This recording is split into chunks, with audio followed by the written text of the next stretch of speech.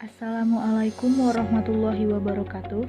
Kami dari kelompok 11 TPB 38 akan mempresentasikan hasil RBL kami mengenai penerapan listrik statis pada mesin fotokopi. Anggota kelompok 11 diantaranya, saya Salsabila Putri Diani, NIM 119140065, Prodi Teknik Informatika.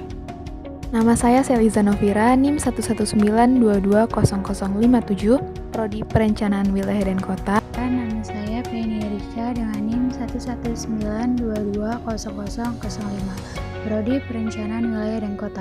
Perkenalkan, nama saya Rometa Maria Simibang, NIM 119140039, Prodi Teknik Informatika. Saya Fatonisa, NIM 119220034 dari Prodi Perencanaan Wilayah dan Kota. Halo teman-teman, sebelum kita lanjut ke materi RBL kelompok kami, kita harus tahu dulu bagaimana sih konsep listrik statis itu. Pada listrik statis, ketika ada sebuah atom yang bermuatan proton bertemu dengan sebuah atom bermuatan neutron dan dikelilingi oleh satu atom bermuatan elektron, maka dia akan bermuatan netral. Dan jika ada dua atom bermuatan proton dan dua atom bermuatan neutron dikelilingi oleh satu atom bermuatan elektron, maka dia akan bermuatan positif. Namun, jika ada atom bermuatan proton bertemu dengan atom bermuatan neutron dan dikelilingi oleh dua atom muatan elektron, maka akan bermuatan negatif. Nah, untuk arti statis dalam teoritis berarti diam atau tidak bergerak. Namun, bukan berarti arti dari listrik statis yaitu listrik yang diam atau listrik yang tidak bergerak. Listrik statis itu adalah sekumpulan muatan listrik dalam jumlah tertentu yang tidak mengalir. Akan tetapi, jika terjadi pengosongan muatan akan mengalami suatu fenomena kelistrikan yang mana muatan listriknya tidak bergerak. Pada listrik statis, benda dapat tarik-menarik karena adanya atom-atom yaitu proton dan elektron. Namun, jika atom-atom itu bermuatan sama, contohnya proton dengan proton, maka dia akan saling tolak-menolak. Alat untuk mendeteksi muatan listrik statis pada suatu benda digunakan alat yang bernama elektroskop. Bagaimana cara kerja elektroskop? Pertama, elektron dan proton akan merata. Terjadi gaya tarik-menarik sehingga daun logam akan menutup. Kedua, muatan positif naik sehingga daun logam akan membuka.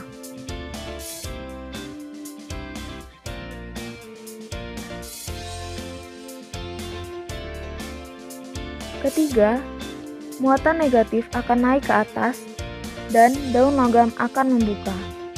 Pembahasan selanjutnya mengenai hubungan mesin fotokopi dengan listrik statis dan cara kerja mesin fotokopi. Listrik statis dengan mesin fotokopi atau printer laser memiliki hubungan yaitu pada prinsip kerjanya. Di dalam printer laser terdapat 4 buah cartridge yang terdiri dari warna hitam, kuning, biru, dan ungu. Printer laser terdiri dari primary charging roller atau PCR dan photoreceptor drum atau OPC.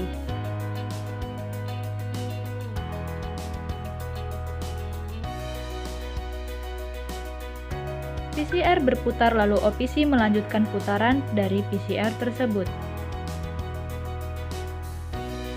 Sinar laser memberi sinar negatif terhadap OPC untuk menyiapkan proses gambar. Kemudian ketika sinar laser jatuh tepat di OPC yang berada di bawah PCR, akan membentuk desain yang akan kita print. Lalu, toner atau bubuk yang digunakan untuk printer akan berputar di toner hopper.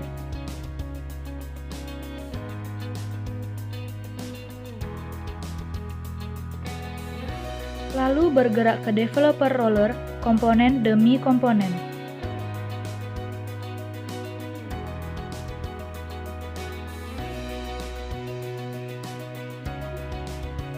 Toner yang sudah ada di toner hopper yang semula negatif setelah masuk ke dalam OPC drop berubah menjadi positif dan membentuk desain yang akan kita print.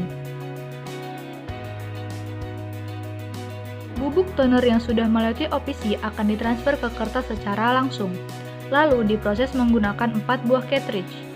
Lalu toner akan meleleh dan menyatu ke dalam kertas. Sisa toner atau buku printer yang tidak terpakai di OPC drum akan bersih dan hilang dengan sendirinya, karena akan dihapus oleh PCR.